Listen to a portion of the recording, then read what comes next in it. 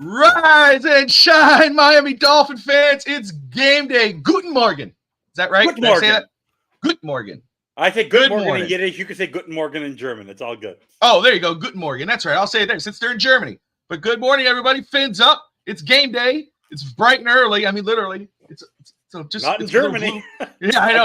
I already went out for my coffee this morning. I already made my coffee. I went out for it. Cafe Bastillo. But you know, FinStanza in the house. Bobby Finstock in the house. Tammy from Miami. Already saw her in the comments, everybody. Thank you for all tuning in. The Miami Dolphins pregame show on the Finstock Sports Network. Smash that like and subscribe button if you're new to the channel. My goodness, Dolphins start. The game starts at 9:30 a.m. We are waiting for the final inactives. That should come up pretty soon. I'm excited about doing. Breaking news! I have the inactives. Oh, it's just started. But before we get into that, I have FinStanza. How excited are you for this game this morning? I have never been so excited to have Jimmy Johnson. Wait, no, not Jimmy Johnson. Dave Wanstead. No. Nick Saban? No. Cam Cameron? No. Tony Sperano? Nah. Joe Philbin? No. Adam Gase? No. Oh, come on, Brian Flores? No. I have been no more excited than to have Mike McDaniel leading this football team out in Germany. Could you imagine? This week has been so much fun for one reason and one reason only. The star of this show, who has gotten the Miami Dolphins, the viralness that it has gotten, is Mike McDaniel. Last year I was hard on this guy. You know that. You called me out on all the time. But have you ever met a more enjoyable football coach? From the moment he walked into Germany, standing there with the German media, I know what you're thinking. I look bigger in person. Or the fact that he's sitting there saying Guten Morgen. Or the fact that people, did you see that, Bobby? The guy asking the kamikaze RPOs and the Mike McDaniel going bananas. Or someone, I have a 2-for-1 for you, Barry Jackson. Or for me, the best moment, I'm sure you watched it, and this is why I'm so even more excited for this game. Rich Eisen, Dan Orloff. The fact that people are talking about Mike McDaniel, the coach, to be on this international stage and for people to see what you and I and the rest of our fanatic fandom appreciate about our Miami Dolphins. And you last year kept on saying, who's the MVP of this team? In order for us to be successful, it's our coaching staff. And we have an MVP caliber coaching staff who know how to get these guys ready for this game. I am so excited for this game. It didn't matter how many hours I slept. I am going to be pumped for this game no matter what. I am so excited right now. I don't even have words. I don't even have words. No, it's very exciting. And I'm bananas right now. And like, just imagine, I relate all those other I coaches, did see, right? Imagine those so other let me ask coaches you in this, Germany. because you said you had breaking news. You had the inactives list. Yeah. Do you actually have the inactives list? 100%. I'm always ready. Okay, I just want to say, because it is confirmed Taylor Swift is out. I know Taylor Swift is out, which is great. Out. Okay. Dan Marino's there. I love Dan Marino. Robbie Chosen is out because we know he's out because Chase Claypool is there. Skylar Thompson, emergency quarterback. Kelvin Joseph's been out all year. Brandon Jones and Robert Hunt. So that means, what did we all say earlier this week? And I said it was going to happen. X is in. Connor Williams is back. Whew! Goodbye, Liam Eichenberg. You can sit on the bench. Xavier Howard is back. Javon Holland is back. And I believe this is the guy who has more power on this team outside of Tyreek Hill and Tua, more than Randy. We get T. Steady back. T. Steady said he wanted to be back for this game. Unlike any of the other games we've played, we have not had the stars of the stars on our team once this season. How excited can you not be, Bobby, to have X, to have Holland, to have Ramsey, to have Armstead? All we would need was Achan, and he wouldn't even know about him before the beginning of the season. But to have our star players, our all pros on the field today, we couldn't ask for more. We could not ask for more. The excuses are over because we have the team that we wanted to go into the season with the expectations. Because Achan was not going to be was never going to be a guarantee. Hunt is missing. I understand that and win, but the offensive line with what Butch Berry's been able to do, you have the heart. Jackson's doing phenomenal at right tackle. You have Connor Williams back at center, and you have Armstead. The other two people can benefit. But like we saw last year, Armstead carries that line no matter what. He's there on that field. There's an utter confidence, and they're doing well without him. This is amazing. To have these players on the field, there are no excuses today. I could not be more excited.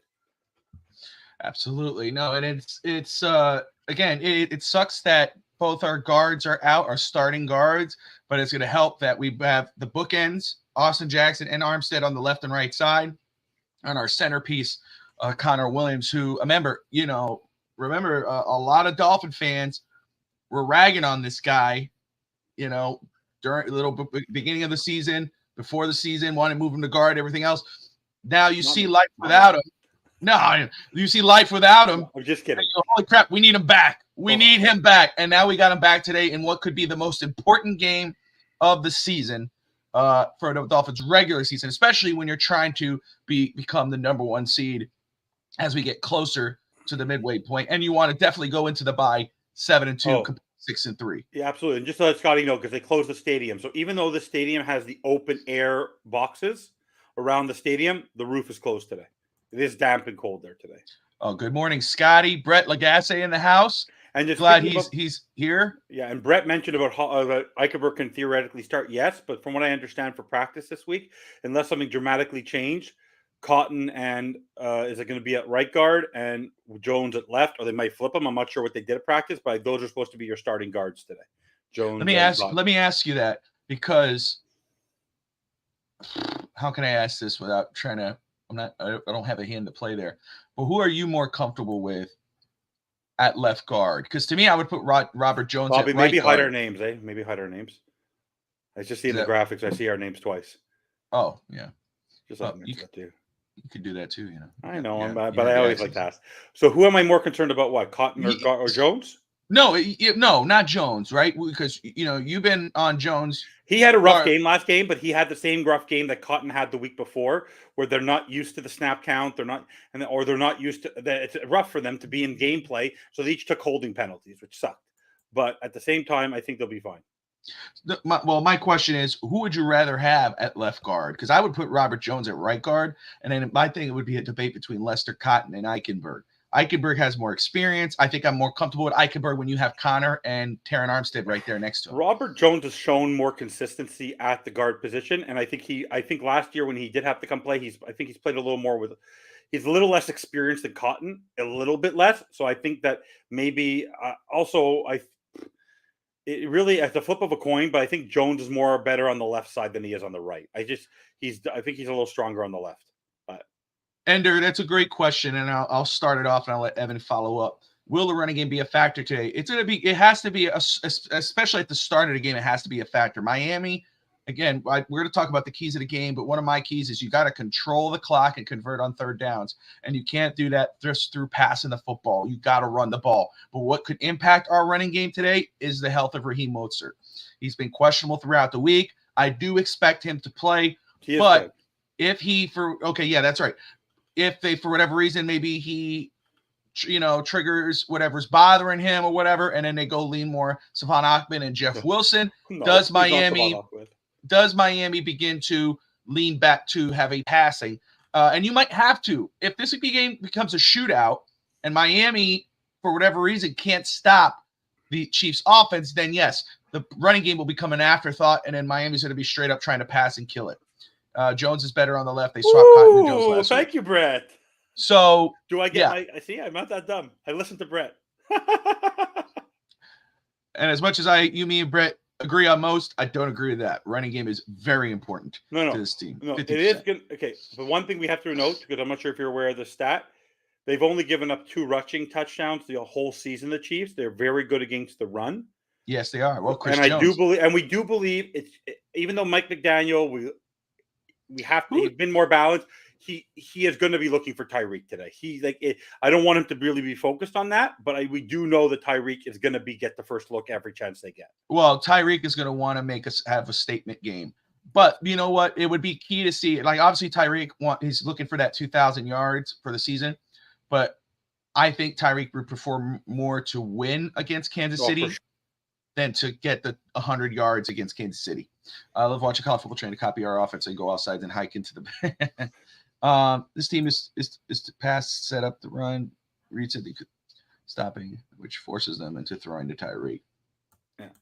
I know. Listen, I'm going to tell everybody, first off, I want to say everybody, in regards to Brett, who's not here right now, but a lot of people go off on him on social media and even they talk about him. When it comes to the quote unquote science of the game, talking about this, what works and what doesn't work, etc. That dude knows his stuff. That dude knows his stuff. You could disagree and agree on Dolphins all you want, but if you really want to know about the game and get to know the in and outs, that's your dude right there. The only thing he was wrong about was Tua, but let's move on. Well, Tua got a coach who believed in him and brought the best out of him, and he has weapons. So you're just trying to trigger him. I know what you're doing. So anyway, that's what I'm good at. So let's just touch on this right now, and as we prepare, and we'll go over again on the inactives list as the show continues. Again, you guys are watching the Dolphins pregame show on the FinStanza Sports Network, bright and early. We have our coffee. We are ready to go. The Dolphins offense, number 1 in the NFL, the first offense in the NFL, and is still leading in every category and leading towards being maybe the most prolific offense in football. The defense is trending up. The defense was in the 20s, has moved up to the 15th best defense in the NFL. We hope that continues today, but hey, just get the win, right? I mean, you can have a great game following the bye. We want you to have a great game today, but you can move up after the bye, but just have enough to win the game today. But they're the 15th defense in the NFL, which is great to see, especially how Jalen Ramsey, who was as advertised last week, and we hope, hey, the teacher in Miami, Miss, is it? Goodness, I don't want to butcher his mom. Could put this in the comments. Miss Fernandez, who's tracking Tyreek Hill, Mary Fernandez, she's tracking out Jalen Ramsey. The class said they want 5 interceptions. He said. He said, deal. I'm going to go get those 5 interceptions. Let's get 2 and 3 today. Get 2 and 3 today against Pat Mahomes.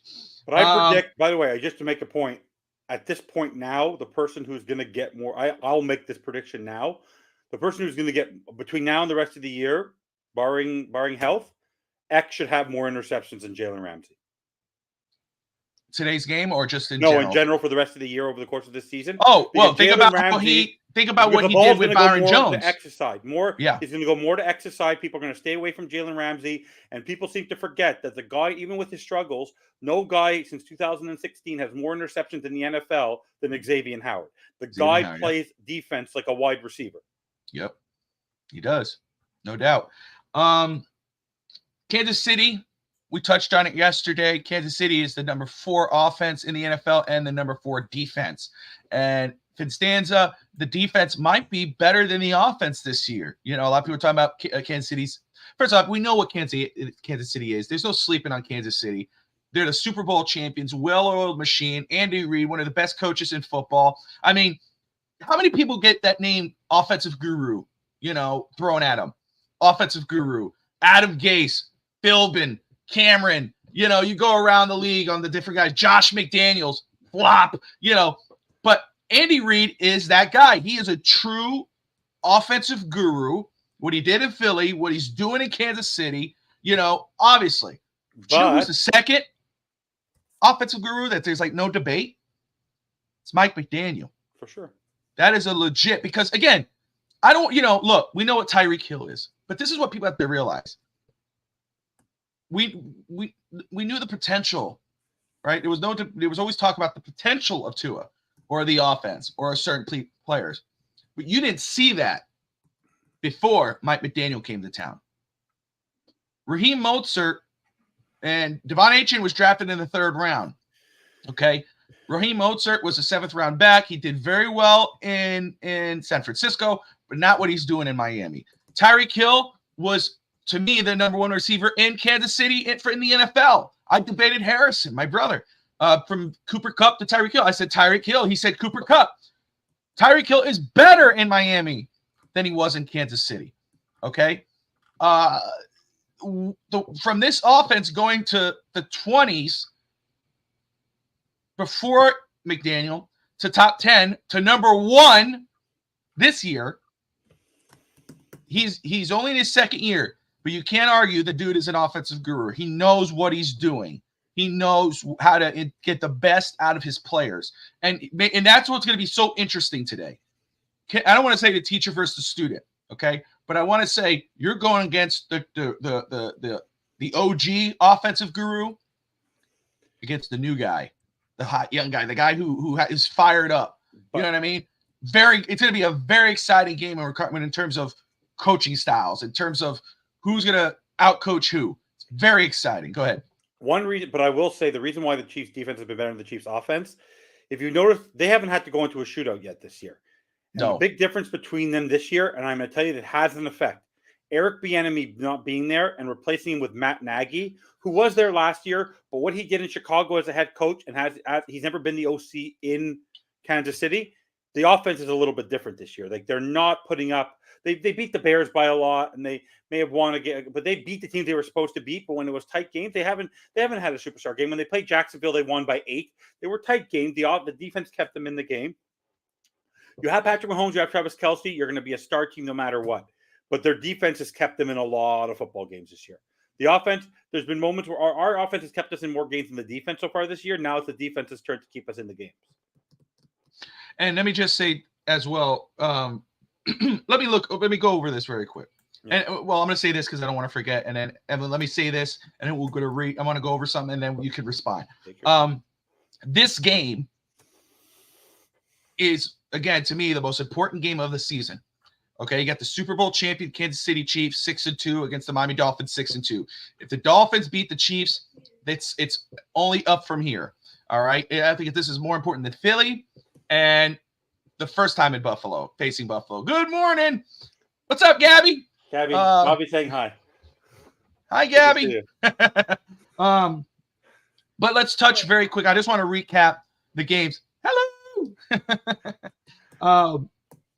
So the last 5 games for the Kansas City, 24-9 against the Broncos. Okay. We know any given Sunday, I predicted the Broncos last week, not because it's a detriment to the Chiefs, but the fact that they were in Denver, the weather, interdivisional game, whatever, it happens. But 24-9, Chargers 31-17, that was a win. Broncos 19-8 win. Vikings 27-20, Jets 23-20. So like you said, the highest scoring game there was the Chargers 31-17. Nothing really to go, whoa, but it's their defense that's been impressing. And so it's going to be very interesting to see how Miami, that's right. Yes, we are. Yes, we are. Yes, we are. And I'm the brother that nobody wanted. But very important, in those games there, those are Miami's games, and you were saying right there, highest scoring game this season for them is 41-10 against the Bears, but it's the Bears. But it's still an NFL defense, still Chicago. Same thing as we would say with the Broncos game. We scored 70-20, and it's still against the Broncos, but it's an NFL defense. So it'll be very interesting to see these offenses turn it up. Now, Miami, again, 48-20 against, 70-20 against Denver. 36-34 against the Chargers, 42-21 against the Panthers, 31-16 against the Giants, 31-17 against the Patriots. Miami does very well. Now, Patriots are a top 10 defense, so that's great. Miami has to score as much as they did last week. They have to get past 24 points this week. They struggle against top 10 teams, top 5 teams. The Chiefs are top 4 and on offense and defense. So it's going to be very interesting to see how Miami responds to a top 4 defense today. Do they step up? Do they score more than that 24 points? And it's interesting to see what Kansas City does if it has to lean on its offense to score more than Miami's offense. We're going to see where these two teams rank, because this could be, Evan, a divisional preview matchup or possibly an AFC championship preview. Make sure I'm not missing something here.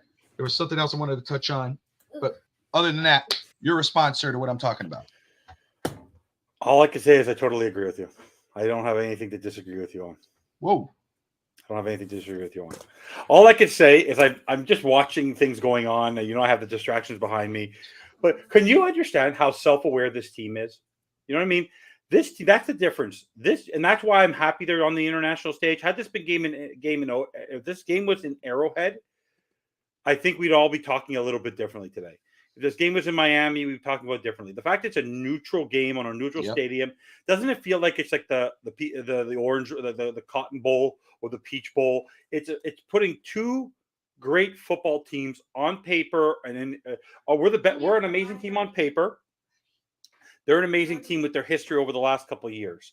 If they lose today, no one's gonna. The people might question the Chiefs in terms of how they're designed to win again this year.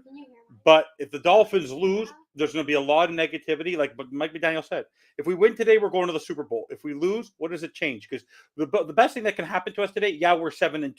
To all of us, yes, it's a great thing. I don't think we're a Super Bowl. It doesn't mean we're going to the Super Bowl. But what it does is it gives the team the confidence, gives the fan base the confidence that this team is just not a team that is a flash in the pan, right? It's sort of like, I'm sure when you play competitive sports or Tristan plays, you can have all the best players in the world. You can have 10 Pro Bowlers. But if you can't put it together when it really counts, that's all that matters. Because what's going to happen is, I think the Dolphins lost to all the top teams, playoff contenders this year. Think about this with the rest of the season, Bobby. Raiders, Jets, Commanders, Titans, Jets again. Those are teams where if we just win those games, we're going to get to 12 wins. The tough games are Kansas City, Dallas. I'm saying that the games that people might say Dallas. The measuring stick games. Measuring stick. The measuring stick games. We can still have 12 wins and not beat a higher echelon team this year. And then the playoffs, we figure it out. But that's the mentality we should have. We should have the mentality that we can go in and consistently beat it's a litmus test. It's a litmus test. And our players have to stand up, because so far this year, yes, we beat Buffalo last year when we beat Baltimore early in the season, but there's two measuring sticks for the Dolphins. Can they beat a great team when it matters on a big stage, on national TV, because they struggle on national TV? And can they win in December? Those are the two measuring sticks that we want to overcome this year. The first two attempts, but even if we would have beaten Buffalo or Philly, I would still say they need to win this football game, because this is a game where everybody in the world, not just North America, everyone around the world is watching this football game, because it's that big of a show. It's been talked about all week, and Mike McDaniel hasn't made it easier. Not easier, but he hasn't made it better. Like, you see him walking in today into the stadium. Did you happen to see that, Bobby? Good morning. He walked in next to one of his, I guess, his assistants. Good morning, Tristan. And he literally was hiding from the camera. He noticed the camera was looking at him, and he literally was hiding and then joking around and smiling. That's how self-aware he is. Like, other coaches would look straight, not pay attention. This guy is hiding from the camera as a joke on the morning of probably the biggest football head game he's ever coached. The guy's having people cry in production meetings because of what he says to be a head coach in this league, telling Cheetah at the end of the last season, go work on this. Like, that's how self-aware people are of this Miami Dolphins. The Miami Dolphins are a world story. They're not just an NFL story. They're not just an American story. They're not a North American story. They are a world story. People know who the Miami Dolphins are because of the prowess of the team, the people on this team, and our head coach. It's absolutely, and also everyone knows who Dan Marino is, but it's unbelievable. It's just absolutely unbelievable. He's just the vibe he's brought to this team, to this organization. I mean, even just, again, how many coaches, Evan, we were at the game, at the Panthers game a few weeks back, and watching him before the game, but after the game, he was one of the last to leave the field, and him to, going with the fins up. Every game he does. This dude embraces Miami. He embraces the Dolphins. You know how and I'm not doing this. I'm not going to say it, but I want to say this in a way without, I don't want to, I don't like to jump ahead, but this guy, I don't know how to say that. I don't know if it's embellish or whatever, but he takes in the Dolphins. We look at, what's up, Alexandre? Fuentes. Good to see you, brother. Vamos Miami. Love it. Great to see you, man. Fins up. The Mike McDaniel, what we see in Coach Shula. When we see Coach Shula, we think of the Dolphins. We think of the Dolphins, you think of Coach Shula. I'm not comparing these two, not yet. Just like I don't think people should compare Tua to Dan Marino or none of that crap. But if it trends in the direction it's trending, how can you not This guy is when you end up thinking of Mike McDaniel, when you think of the Dolphins, people are going to start thinking of Mike McDaniel.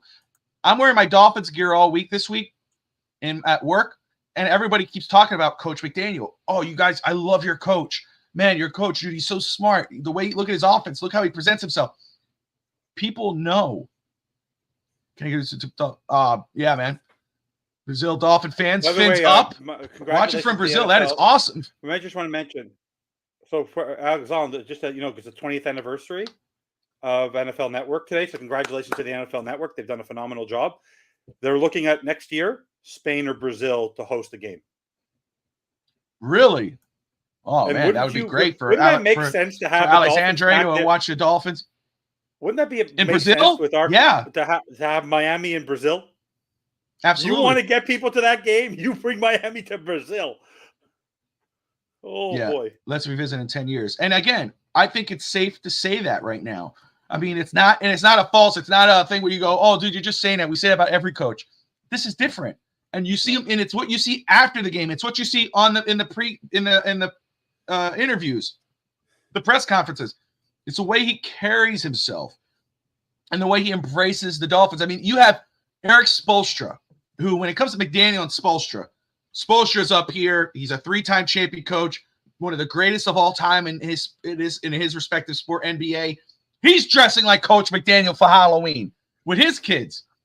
That tells you the impact our coach is having, not just on Miami, on the players, but on the team, the organization, the city of Miami, and the NFL. So Miami is in great hands right now. Martina, fins up from the United Kingdom, sending love. That is really cool. Good morning, Adam. Good to see you, brother. I have a question. I have actually a really serious question to ask you. Do you think when he troll? I think we have a troll now. It's Adam. I'm the #1 Dolphins fan. We're doomed. We can't win. I say we forfeit before we get a beer. Good morning, Adam. We appreciate you tuning in, brother. I was serious. When he got asked the question by Dave Hyde from the Sun Sentinel that people are dressing up as him, he goes, I don't understand. I refuse to admit this is reality. Do you think he's joking, or you really think he's that self-aware that he doesn't take, like, that he doesn't believe that, like, he doesn't get, even though he is very aware of what's going on, because the guy's brilliant in terms of walking in and trying to make jokes and engaging, and do you think he doesn't realize the impact he's had as an NFL head coach? Like, when Rich Eisen and Dan Orlovsky are spending talking things, they never walked it. Dan Orlovsky, a 12-year veteran of the NFL, basically says he's never had a coach talk to him about coaching the way Mike McDaniel did in that 1 hour, and how he dreamed to ever have a coach like Mike McDaniel, and how he's a stud. Like, and that's after spending an hour with the guy. What does that tell you? Like, no wonder Chris Greer and Stephen Ross, like, they knew what they had. Like, people could criticize Chris Greer for all he wants. No one wanted to interview this guy. Chris Greer's greatest signing for this team since he's been a general manager is Mike McDaniel by a mile. Remember I told you last year, our biggest off-season signing was Coach McDaniel, not Tyreek, not Armstead. It was Coach McDaniel, and it was really translated into this season. You're seeing that growth. And that's why what I will say, Evan, and I want you to respond to this, because we know how important this game is, and we understand overreaction wagon. If God forbid, if Miami was to lose, but if the Dolphins lost this game, I don't think, like you said, Dolphins could lose this game. They go against the Raiders. They go 7-3, 8-3. Yes, the Jets is going to be tough. We are not going to sleep on the Jets at all this season. The Jets have been strong this year, but this is a measuring stick game. This is the most important game of the season for Miami, especially this far in. But I don't think if Miami was to drop this game, it's not over. It's not something where people go, oh, that's it, we're done. No. Miami's trash. But no, it's not over. But would you lean more? How upset would you be if Miami dropped this game today? Legitimately. I know we react to what happens during the game. I'll tell you what happened. I'll be honest with you. No, what I'm saying is, I know we react differently after the game, because we're talking about specifics. We're like, oh, the Tua was or whatever might happen. But just in general, Dolphins lose this game. How upset would you be? How far would you? And then you go, man, this team just is not there, dude. It's for me, it has nothing to do with them losing the game because you saw me how they were playing against the Panthers. For me, it's never. And my mom, it's funny because my mother's remember last week when Tyreek Hill caught that great touchdown? My Yeah. mother goes, "What a catch by Tyreek Hill!" My mom's watching the game, right? And I said to her, "Go, I'm still not happy because of the way they were playing at that moment before that." And I said to myself, I don't get upset when Dolphins lose games. I get upset when how they lose games. So if today mistakes, drop balls, or poor interceptions, or not balancing the attack, or not tackling properly, or missed field goals, or muff punts, those happen in football games, but the Dolphins, after all the first 8 games, they shouldn't let that happen. They should be learning from their mistakes. Every game should be looked at in a vacuum and say, how can I be better from the game before? So if this is a game where it's a back and forth, you're playing the Super Bowl champions, and all of a sudden there's a bad call and they win by a field goal, I'm not going to be that upset about. But if they make consistent, I'm always happy. I'm always happy. I'm the head of the bandwagon. I'm always happy.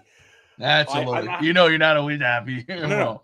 I'm always happy to be a Dolphins fan, or else I wouldn't come back. If I was so unhappy about being a Dolphins fan and I didn't care, I told people this once. When I cut myself, I bleed orange. I don't bleed red. I bleed orange. Don't cut yourself. Don't do that. No, I said whenever I've gotten a cut, okay. I don't get red blood. My blood is orange. I bleed orange and aqua. Okay. For me, all I can say it's not that deep, bro. It's just Dolphins. We love the Dolphins. It ain't that deep, bro.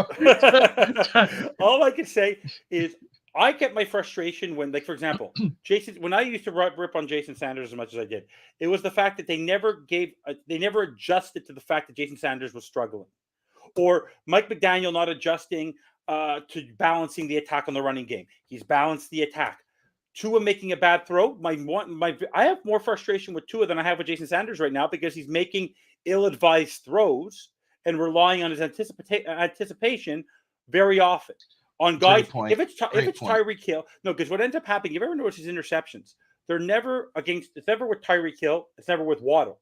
It's actually when he's trying to force it. It's with a Julian Hill or Raheem Mostert or Durham Smythe or a Mike Gesicki. It's never been with Tyreek. You ever notice that the interceptions that happen with Tyreek is when he underthrows the ball, and that can happen once in a while with the Christian Gonzalez and all that. But when they're really, really bad interceptions where he's using anticipatory, it's not because of Tyreek. Because Tyreek and Waddle are going to go get those balls. So for me today, it's not about them. They're going to win. But if they were to drop this, I believe it's going to be because something in the game plan was not executed to the way it should have been. It will be a mistake. The Dolphins are going to lose this game, or the Dolphins are going to win this game. They're not going to. I believe today the Chiefs aren't going to beat them, or the Chiefs, or we're going to win in spite of the Chiefs' mistakes. You believe if Miami loses this game, it's because they did not. They lost themselves the game. It's not that the Chiefs beat. That's what you're saying. 2 weeks ago, I believe the refs. I want to rip it, but the refs they could have played better, but the refs did have a role in how the transition of the game. Today, the Dolphins can dictate their success here today by the game plan. They were there early. Mike McDaniel said this sort of like a Super Bowl week. You get there early, you adjust. They've been there a lot longer. They've adjusted. They've had a week worth of practices. They've had a regular work week with time adjustment where they got to walk around Germany, be home, all that kind of stuff. Then be in Wednesday, Thursday, Friday, Saturday. They are there. That's, for me, also, it shows Mike McDaniel's prowess. I believe this is Tua's opportunity to solidify whether or not he's an MVP candidate today by outdueling the GOAT of quarterbacks, right? Yeah, the best quarterback in the NFL, right? I mean, there's no doubt. Don't forget, they've won 11 straight against, because someone's going to mention the Super Bowl thing with Reed that year, whatever. Not Reed. It was, who was the guy who won the Super Bowl that year? I can't remember. You and I were talking last week. But we haven't lost to a Super Bowl quarterback. Tua's never lost to a Super Bowl winning quarterback coach officially in the last 11 or something like that. Yeah, he's over 11 straight. He has lost, which is pretty amazing. Yeah. Which is pretty amazing. I want to talk to, again, because I see his name here, and I want to bring this up. You know, obviously one of my keys, and we're going to touch on those as the show goes on. Yes, I agree, Scotty. I always agree with you, man. Disrupt and eliminate the Kelsey Mahomes connection for Miami's defense. But at the same time, another important factor who I think may be key to the game for the Kansas City Chiefs that Miami has to stop is Isaiah Pacheco. They have to step up and stop this guy. We're looking at Kelsey. Hey, those are one of my keys in regards to stopping this offense. But Pacheco, the Dolphins struggle stopping the run. You got to stop him. You got to stop this guy today. The guy who has to have his best game of his career, even though he's had a great year, Armstead's going to do his job. If Chris Jones is lined up on Austin Jackson's side, and Ingold, you better be blocking. And Smythe, they have to have great games. Ingold and Smythe have to have and Hill have to have phenomenal football games blocking that defensive scheme. There can't be any struggles with missed blocks or missed tackles. That's 100% that needs to happen today. No missed tackles, no missed blocks. Like that has to be key today. Heading into today, all Chiefs wide receivers. Isn't that amazing? That's ridiculous. I don't understand how Mahomes is still an MVP candidate with stats like that. Oh my god! I mean, it's not all about it, but again, it's not about all numbers, though. He hasn't been the best quarterback in the league this year. I don't care what anybody says. I personally believe the wide receivers have been better in the NFL than the quarterbacks this year. But again, the Chiefs don't have to rely too much on their offense and it's still the top 4 offense in the NFL. They're running the balls, passing the ball. It's their defense that's leading the way. And today, I actually believe that Vic Fangio has to have a better game than Mike McDaniel. Absolutely, 100%. If he relies on if he plays that game of where that Howard, Kohu, and Ramsey have to stay exactly on their side, and they don't adjust to Travis Kelce today and moving people around, that just shows you that he's actually just as stubborn as the former head coach of this team, that he's stuck on his own defense. This defense has to play better. And by the way, Jalen Phillips has to have a phenomenal game today. I want to hear at the end of this tonight when we have the post game today that that Brett Lagasse is praising Jalen Phillips. I was just going to tell you, if he doesn't, are you willing to tell Brett Lagasse that he was right and then Jalen Phillips wasn't right? I told him last week I thought he was right. I think he's going to turn him around today. Let me just say this in regards to the point I see right here. Steve Malloy, first off, Steve Malloy, host of Real Talk Fins Talk. What's up, Steve, man? Great to see you, brother. Good morning, sir. He's with me. It's 7:38. Of course, we gained an hour last night, but he's up early like I am. We're both Central Time. I'm not afraid of the Chiefs receiving corps. No one should be when it's on another team. If you would have put the Patriots receiving corps back in the day when they were winning the chips before Randy Moss, nobody was afraid of their receiving corps. Those were all mid-tier guys. Tom Brady lifted those guys up. Patrick Mahomes lifts those guys up. Sky Moore is not a number 1, number 2 receiver on other teams. He's a third receiver. He's a number 1, number 2 receiver on their team. So, yeah, don't be worried about him. Just be concerned with Pat Mahomes. Play your best game against Pat Mahomes, Travis Kelce, and, of course, Pacheco. Before we get into keys of the game, and we'll continue as we go on, let's go ahead and let me pull this up as we're talking here. Let me pull this up here because that way I could look at the screen at the same time. Take a look at this week's schedule for the NFL. It is week 9. Oh my God! What a ridiculous stat. Happened. Oh, how the Chiefs arrived. The last time they played in London was in 2015 when Alex Smith was the quarterback, and they arrived on the Friday and they beat the Lions 45-10. And I go to myself, they played the Lions from 2015. This is not the Lions of 2015 that they're playing. All right, so here we go. Let's just do our roundup predictions of the games this week for week 9. Obviously, the Titans lost to the Steelers. That game already happened on Thursday night, 20-16. Steelers, what are they 5-3 now? They're the worst 5-3 team I think I've ever seen in my life. We'll hold on to Dolphins versus Chiefs towards the end of the show. Obviously, we both know we've talked about it already, but you haven't given your official score, I don't believe. Okay, so let's start off Vikings versus the Falcons. Minnesota Vikings versus the Falcons today in Atlanta. Evan? It's a tough one. But without Kirk Cousins and without Justin Jefferson, I do believe that the Falcons will pick up that W. I think they're going to struggle their first game. If Josh Dobbs plays, great, but I don't think he'll be adjusted to that new offense just yet. I think the Falcons will pick up the win. Yeah, I'm with you. I think the Falcons win that football game. Kirk Cousins is out. He's more important than most people want to give him credit for. Jefferson is out. He'll be back soon, but the Falcons will win that game.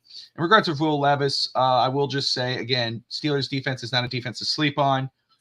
It's a welcome to the NFL moment more than it was a back-to-earth performance. But Brian Tannehill lost his job, and someone posted something really funny this morning, which made me laugh. It was a picture of Vrabel talking to Tannehill. He goes, "You used to play wide receiver, right?" I go, "That's my line."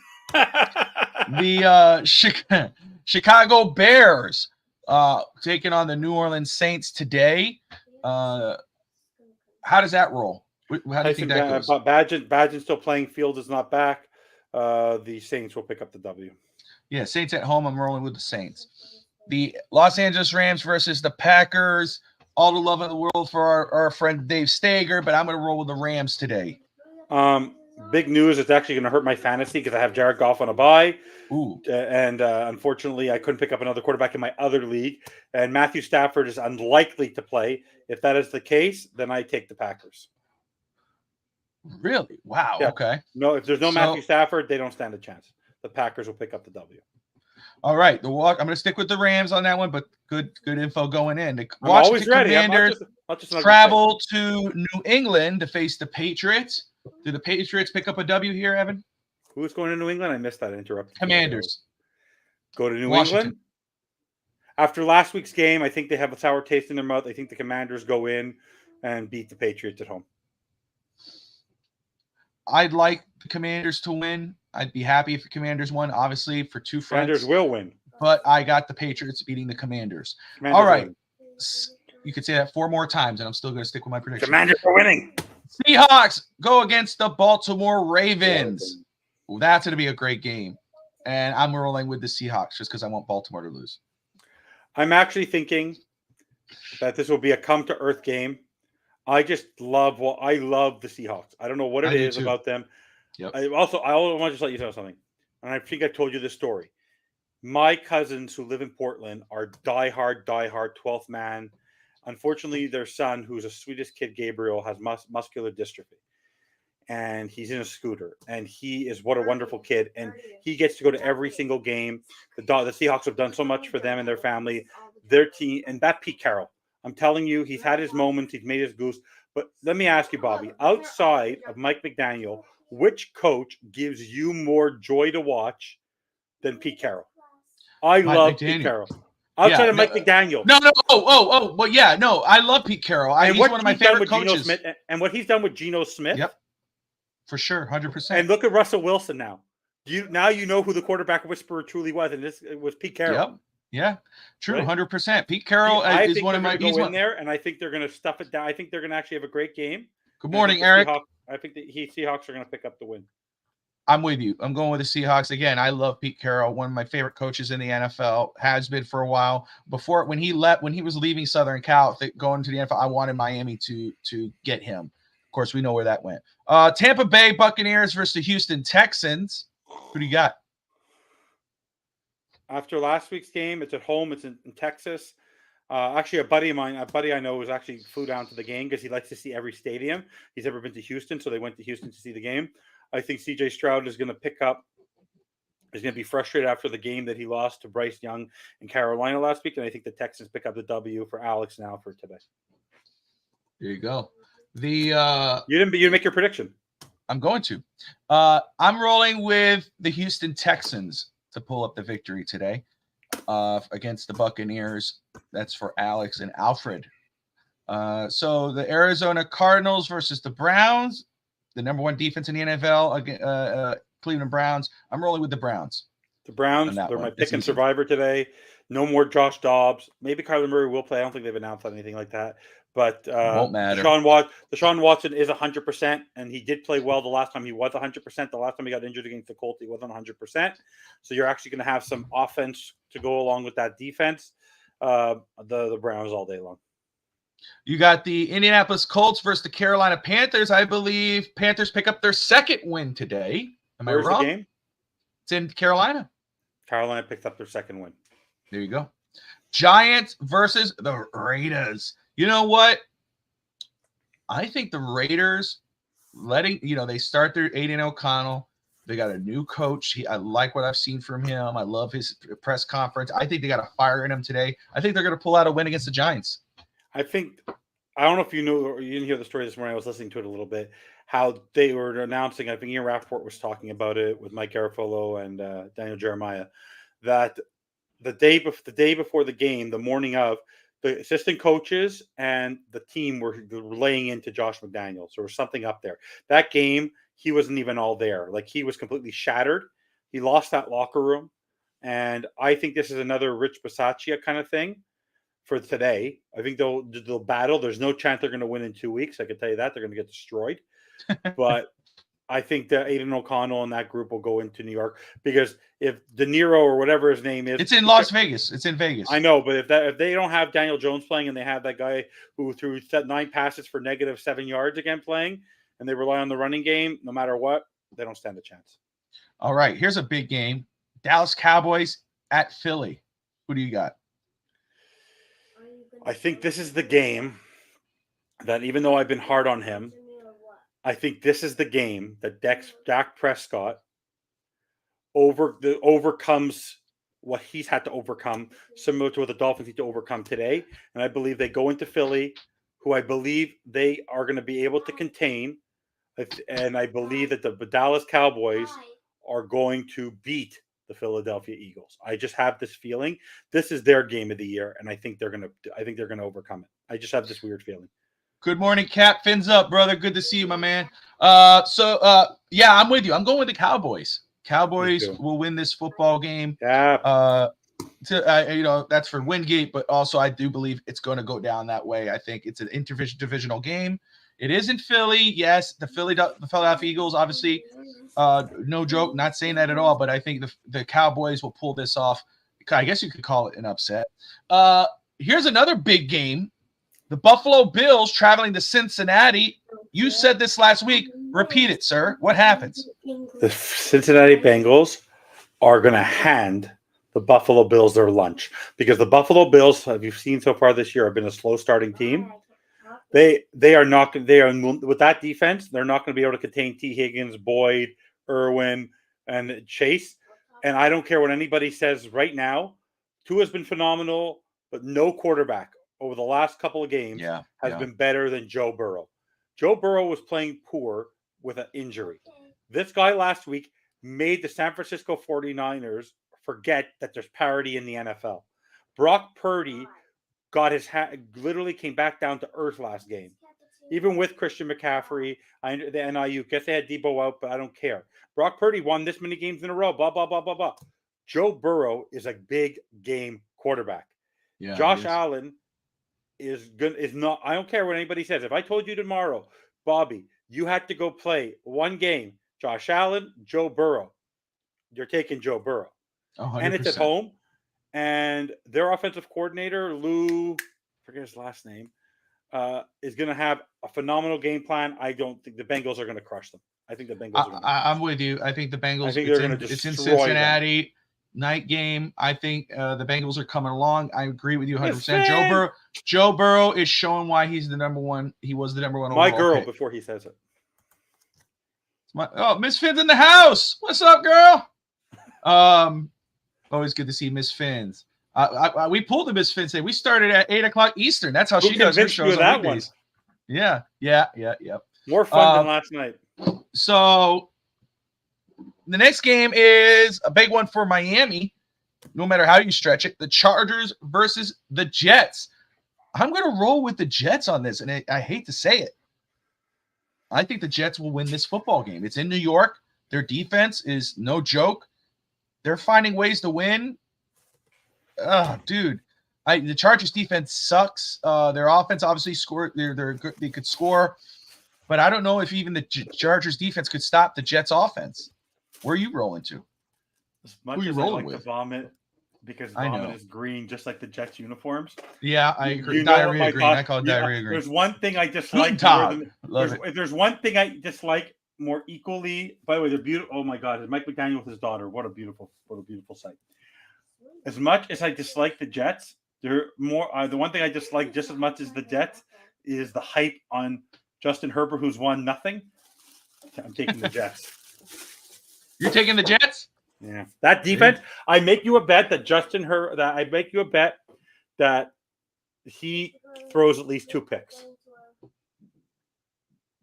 Oh, or that Justin Herbert throws more picks than the right here. And Brett's absolutely right. That's what I'm saying. I mean, can't sleep on the Jets this year at all. Nobody could. They're surprising a lot of people. A lot of people are putting it, they're going to be great only because of Aaron Rodgers. But they've been really stepping up and good for them in regards to that. But hopefully they're way behind Miami. Yes, I will be. But yes, I will Jets be. Might win. The Jets could overtake the Bills in the division. Absolutely. No. Joseph, will I be super annoying? Would it take me to be with the Jets winning? Would that make me more annoying, or am I already annoying enough? You're annoying enough, my friend. Okay, all over the world. You don't need them to win for that. No. You have to admit about one thing. I am consistent on my takes about Justin Herbert. I won't. Right. I won't. I think the Jets are better off with Rodgers out. That's just me. I think Rodgers. By the way, I don't care what anybody says. That first drive, he didn't look very good. They're playing as a team right now. It's about the team right now for the New York Jets. Also, if Aaron Rodgers gets there, then it's about Aaron Rodgers. No, but not even that. The one thing about the Jets' current quarterback is that he actually can move in the pocket. With that offensive line, you saw on the first drive. I understand it was just the first drive. They looked awful. He couldn't move. And the one thing I want to keep on reminding people, Aaron Rodgers does not have the offensive line he had in Green Bay. He will not have 10 seconds to throw the ball when he comes back. Oh, please. The offense, he can't get rid of the ball in 2 seconds. Mac Jones gets rid of the ball faster than Aaron Rodgers. Yeah, well, I'm not going to crap on Aaron Rodgers, but all I'm saying, again, I think... I will. Well, I know. Anyway, what I'm just saying is that I believe that I have no shame. I believe that with Rodgers on that team, it becomes about Rodgers. Right now they're playing as a team. The coach is the coach. They are that's why they're doing what they're doing right now. They are beating adversity. You put Rodgers in there, it's about Rodgers. If they start to have a little bit of adversity, Rodgers starts pointing fingers. It's a doom and gloom. And they could get to the playoffs in the wild card, they'd be eliminated in the first thing. I think if Rodgers was there the whole season and they were doing this, okay, we have a conversation. But again, I said with Rodgers there before the season, I said that team was on a what do you call that? A powder keg. One little hiccup here and there, like they had at the beginning of the season. He points, he goes, I want that coach gone. He's gone. He wants this. But because they're able to come together, defense, offense, and they're winning games with Zach Wilson at quarterback, they're playing as a team. I don't know if they want him back. I'm talking about the coach. I think they're good where it is. All right. So, Evan, what are your 3 keys to secure a Miami Dolphins victory today? No turnovers, 0 turnovers. I mean 0 turnovers. Put Patrick Mahomes on his ass, meaning that it has to sort of like what the Bucs did in the Super Bowl. You have to make him rush. Make him I understand he likes to manufacture, but you have to make him run backwards. You have to make him struggle. Do not give him time. And balanced attack. I want to see a balanced attack on our game. Don't get away from our game plan. I want to see a balanced attack. I want to see Mostert. I want to see Wilson. I have at least 25 rushes. At least have something there. But no, that's really key for me. For me, it's the turnovers. Don't give which ties to the time of possession. That's where I always tie it. You keep Patrick Mahomes off the field. Just keep him off the field. Do not leave him 3 minutes because you rush down the field at the end of the first half. Don't do that. Play great, sustainable. They have to be surgical. Today has to be a surgical win by the Dolphins. They have to be like surgeons. But those are my 3 keys. Get to Patrick Mahomes, no turnovers, and balanced attack. And I'll give you my keys right now. What's up, Ralph? Thank you for tuning in. Raphael in the house. Guys, yes, we are you're watching the Dolphins pregame show on the FinStanza Sports Network. Early rise and shine with our coffees. Guten Morgen. And it is true. Don't score too fast. Yes. Don't score so fast. Again, we got 32 people watching on YouTube, Facebook, Twitter, Twitch. Everyone tune in wherever you are. Thank you so much. We are at 12 likes. So let's get those likes up. That'd be pretty cool. We appreciate it. And share with your friends right now. The show is on. Share with your fellow Dolphin fans. We want to hear from you. Then let me just say this for people who are trying to find the game is on the NFL Network. It starts at 9:30 Eastern time.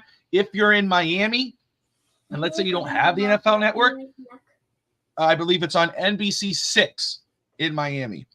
NBC 6. So just a heads up for everyone who's trying to find it down there. And if you want something quick, you don't have the NFL Network, go subscribe. It doesn't cost a lot of money. I did it for Nick Voss, the most handsome of the Voss brothers. I'm just kidding. Voss brothers? I'm just kidding. I'm bugging. I'm kidding. Melendez brothers. I'm bugging. Right. No, because she calls herself Mama Voss. That's why I'm making a joke. I know. You can download DAZN if you want more reasonable options. DAZN, DAZN. It is on NFL Plus. It's a free trial. NFL Plus. It's on NFL Plus because it's on NFL Network. DAZN. They're phenomenal. There you go. Yeah. No, Taylor Swift is not at the game. That's the biggest inactive. She's out of the game. Good morning, Hunter. Good to see you, brother. For me, we're in our whites again. I don't think they're ever wearing this color ever. Yeah, I don't know. They'll probably do it during the December games because it gets a little cooler down there. They're wearing their old school. I think they might wear their old school this color on the December 24th game against Dallas. So my keys to the game, as I brought up yesterday, control the clock, and you got to convert on third downs for the Dolphins offense. The Dolphins offense needs to do its part in helping their defense by keeping the Chiefs offense off the field. Control and kill the clock. The number one offense in the NFL, the Dolphins, struggle to convert on third down. They've only converted 35 out of 84 attempts, which is 42%. And they've struggled against top 10 defenses, and the Chiefs are the number 4 defense in the NFL. They need to start today and have a good game, convert on third down, control the clock. Evan, the game against the Panthers, the game after that, they struggled to control the clock. They've lost the time of possession. They got to win that today. Force takeaways. That's number 2. Force takeaways and disrupt the Mahomes-Kelsey connection. The defense has to show up and play as the defense we all expected it. We all expected it to be before the season. It's trending up, okay? We know it's top 15 right now, which is great.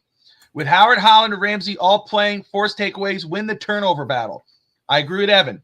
I don't want to see any turnovers by the Dolphins. I mean, I don't want them giving anything away. And no poor handoffs, no bad snaps, Connor. I love you. They have to play the best, most clean game. Despite not having Tyreek Hill, the Chiefs are still a top 5 offense. They're number 4. 4th defense, 4th offense in the NFL. The Dolphins need to disrupt, or best yet, eliminate the Mahomes and Kelsey connection, and that's easier said than done. And, of course, stop the run. Limit what Pacheco could do. He could make you pay. And then number 3, of course, protect QB1. And then Tua has to play a clean and smart game. Armstead and Williams are back despite Robert Hunt being out, which is good. The Armstead and Connor back is great news for Miami. And as much as the Chiefs offense get love as they get, their defense should get just as much love. They're possibly better, as I've said before, than the Chiefs offense. Miami was bullied against Philly, bullied against Buffalo, their offensive line, in their defensive line. They have to win in the trenches today. Chris Jones is, they have to be aggressive. They got to be ready. They got to protect Tua at all costs. And like you said, and I agree, Tua needs to play a smart, clean game. No mental errors, no unnecessary risks and forced throws, and no that could lead to costly turnovers. Those are my 3 keys. Secure a Dolphins victory today. Can I also make a point? Today's actually, I understand the Chiefs have won Super Bowls, but if we look at this season in a vacuum for them, this is like a measuring stick game for them this season because the wins, they lost to they didn't have Kelsey, but they lost to the Lions.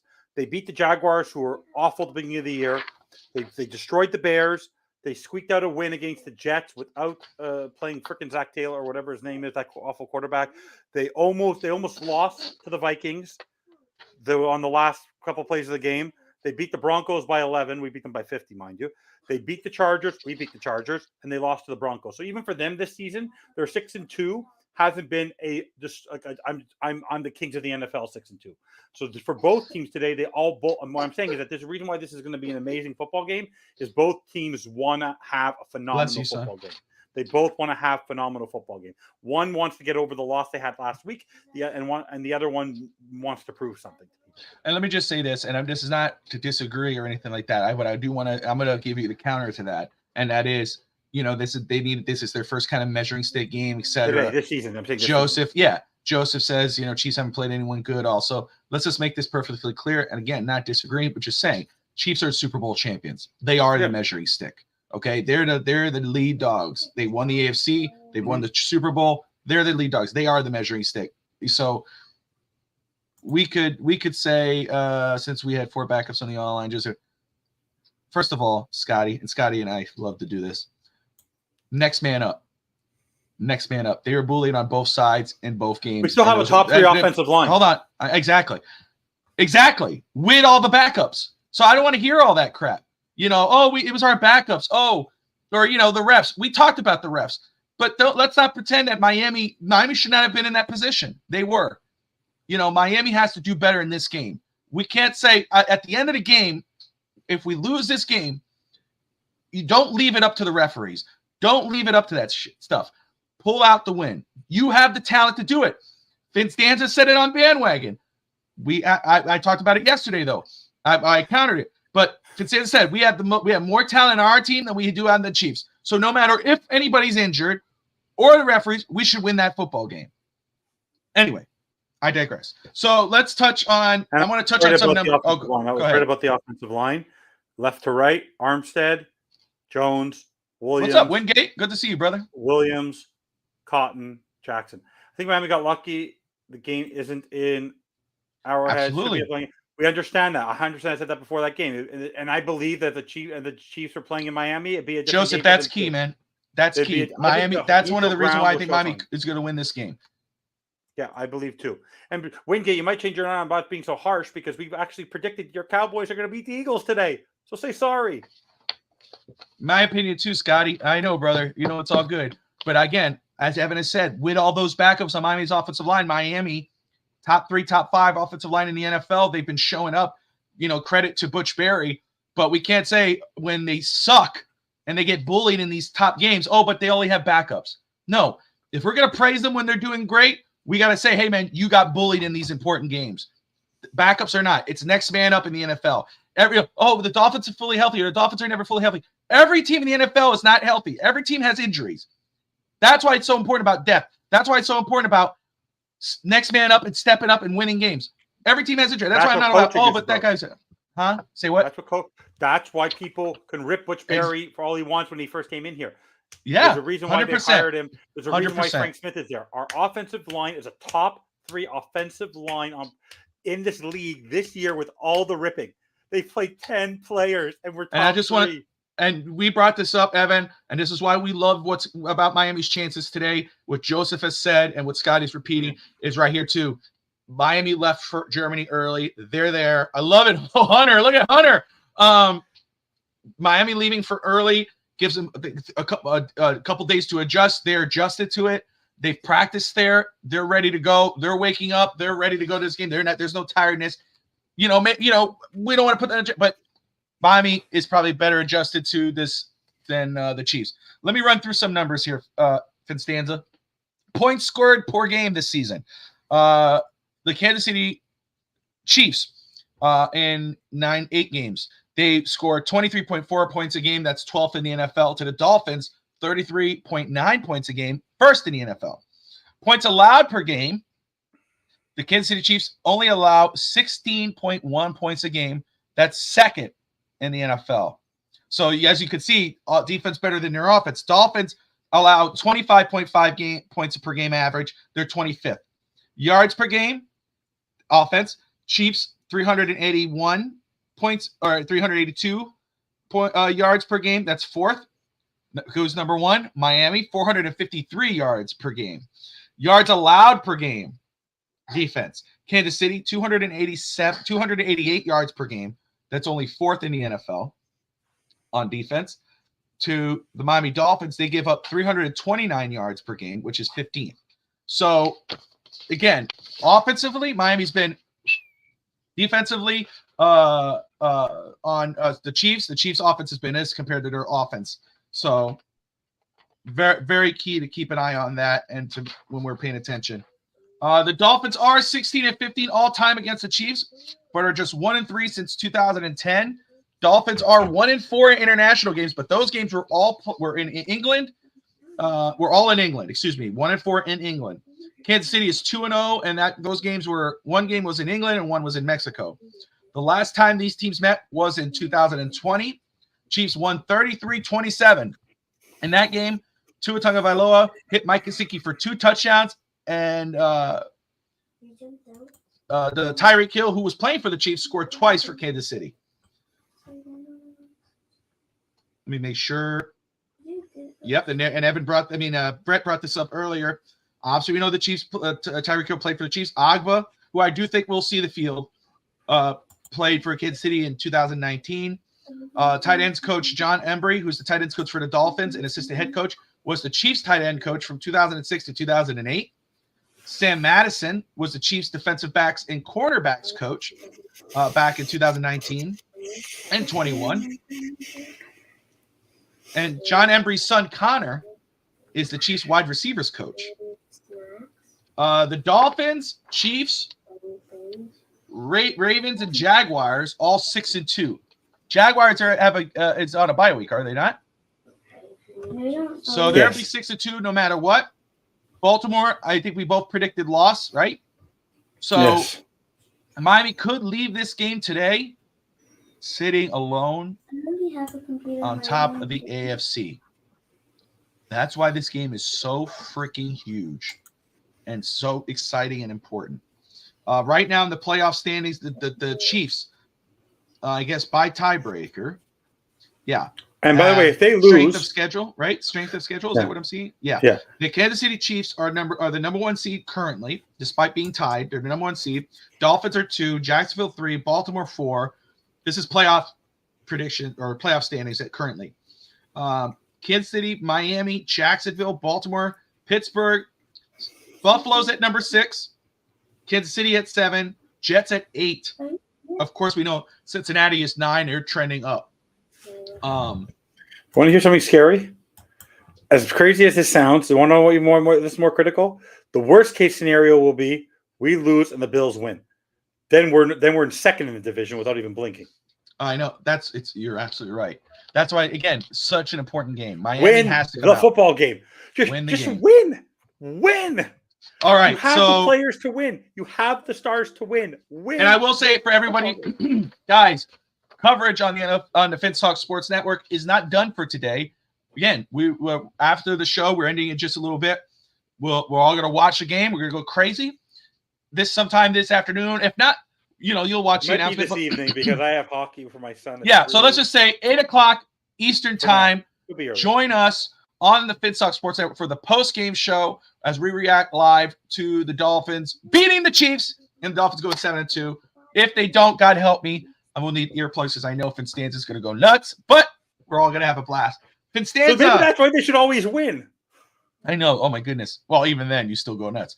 But, okay, so, guys, let's go ahead and go with our predictions, and let's just recap very quick. Let's see here. Hunter has it 45-24 Dolphins over the Chiefs. Brett Lagasse has it 24-20 Miami. Get you, Scotty. Appreciate you, brother. You know that. Steve Malloy, 27-24 Miami. Josh Wingate says it's a low-scoring game. Brett, are you at work? Is Brett at work? He must be very productive. 17-13. I believe he's saying whoever scores the most wins. That's awesome. Bearded, what's up? Manny in the house of battered Fin fans. He's up, ready to go. Appreciate you tuning in, brother. 38-31 Miami for Scotty. 34-21 for Eric. Aladino has it 33-23. Yes, I do a lot of computer work this time. And let me go over the quote-unquote experts, who the experts have winning before we roll into this. Evan. Okay, so as soon as it wants to work with me here. All right. Pete Pisco of CBS. Brett does a lot of computer work when the Dolphins play. When he's at work, I love it. That's right. All right, Pete Prisco of CBS Sports has the Kansas City Chiefs winning. They don't have scores on this thing, but the Chiefs win according to Pete Prisco. Will Brenson of CBS Sports has the Miami Dolphins. Jared Dubin, CBS Sports, Chiefs. Ryan Rilson, CBS, has the Chiefs. Seth Wilder has the Chiefs of ESPN. Eric Moody, ESPN, has the Dolphins. Mike Florio, PFT, has the Chiefs. Pro Football Talk. Chris Sims, Pro Football Talk, has the Dolphins winning. Ali Banpuri, who's picked Miami a lot this year. NFL.com, the Dolphins. Tom Blair, NFL.com, Dolphins.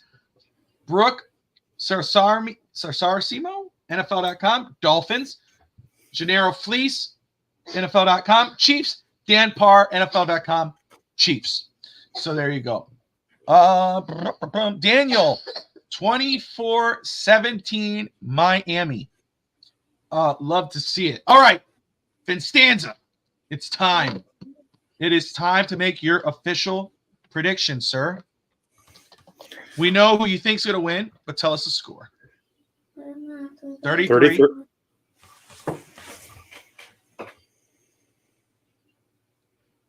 20. 33-20 Dolphins. There you go. Why do that? Why be a pain in the ass? Why don't you just say the score? Because I'm FinStanza, and that's what I do. I'm a lord of the idiots. What do you want from me? Oh, no, that's not. Sorry. 33-20 Dolphins. Let me make sure I want to get. Let me see. And can I just have a point? I said this on your show yesterday, but I want to make a point, and I would like to give him advice. I know he's not watching, but Mr. Waddle, your body's not meant to catch the ball. As the great Aronde Gadsden used to say, as a former Miami Dolphin coach, a player, you find the point of the football and grab the fat, okay? Stop catch the ball like this. Stop catching the ball like this. Don't bear hug. You hug your children. You don't hug the football. You look for the point when it's coming down and grab the fat, Mr. Waddle. He has to stop dropping the football. He drops the football and he stalls drives like I've never seen. Stop dropping the football, Mr. Waddle. I love you, Penguin. Steve, if you're still tuning in, brother, what was Fernando, welcome to the show, buddy. What was Rob's prediction for today's game last night? I didn't get to that part of the show. I think he was 27-23, I believe. Yeah, 27-23. Thank you. I just want to make sure I get our team predictions. Michael Irvin will argue that? Okay, I don't care what Michael Irvin has to say. Then what do you say, Bobby? Catch it with your stuff. Catch it with your body? I think you should find the point, grab the fat. I know he does, but I would agree. I would agree with anything Aronde Gadsden says. By the way, the jumps are the product of the ball placement, timing being off. Oh my God! Not the drops. It's everything. No, what I want to say about what's up, Ray? But Hill has been in the league 7 years, and he wins in big games. Waddle still has to prove something. There's a difference. Fernando in the house. Great to see you, my man. Fernando, 27-20, Miami. I'm saying maybe he has to work on that because he's body catching it, and that's a problem. Yeah, I said 20. 3 touchdowns for Tyreek. Malloy, you're too slow. I already answered that. I pay attention to your show. What's my prediction, Steve? Were you paying attention? Steve, what was my prediction? Do you remember? Were you paying attention? Where's Thirsty today? I show up for his show even at the end for 5 seconds. Where is Thirsty? Hey, man, it's still early. He's probably just getting up. Let him get his coffee, dude. Get him up. He has a show at 10 o'clock usually. Get up. It's Sunday, man. Give the guy a break. I'm up every day. I'm up the same time every day, no matter what day. Nobody cares about what you do. It ain't always about you. Ew. And good thing is I don't wear Dolphins gear during games at home. It's a jinx thing. Let me ask you, do you, as we're about to roll this out, and I'll give my final prediction again. I'm so nervous. How about you? I'm really nervous. I'm nervous. I'm excited, but I'm very nervous. I'm terrified. So let me ask you this: do you have any superstitions?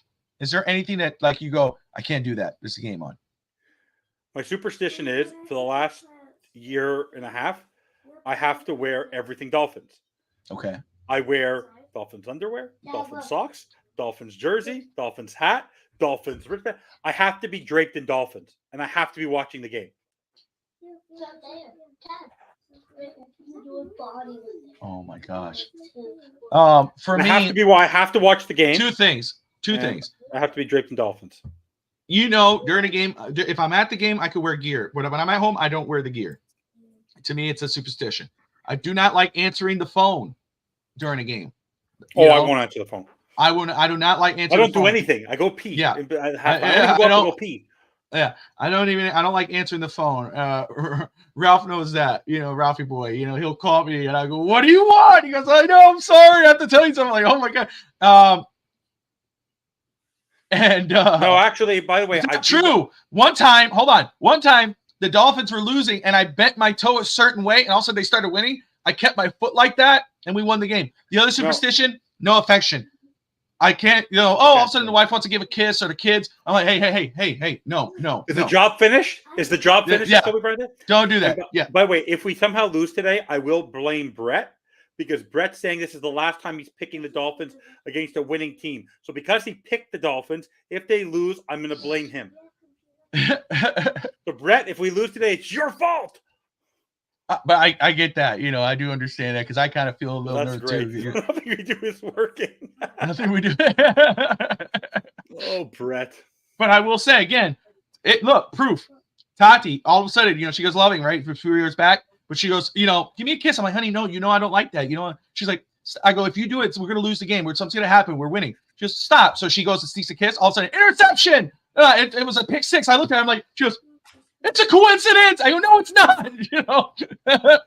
I said, if they lose, it's the last time he picks them against a winning or a measuring stick game. Yeah. I'll give you my point of view after today's game. By the way, I understand that part. By the way, you know what? You know what's going to help is that the guy calling the game today has the greatest man crush on Tua and what do you call it? Tua and Orlovsky and Eisen are calling the game with McCourty. Those two guys love McDaniel and Tua. Like Isaac, they'll love them more if we win. No, this is gonna. That's the one thing we're not gonna have guys who are gonna be anti-Dolphins. We're gonna have a really pro-Dolphins broadcast today, which is gonna be nice. All right, guys, it is 9:18. I'm so nervous. We got almost 11 minutes left towards game time. I've got my final prediction for today's game is the Dolphins will win 28-27. They will win the game 28-27. If they score 28 on the top 4 defense in the NFL and get the W and go 7-2 into the bye, how can you not be happy?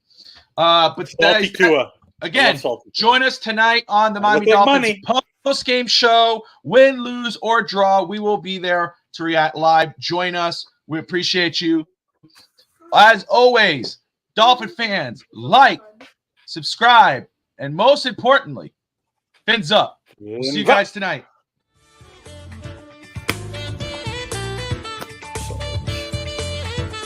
I'm nervous. I am.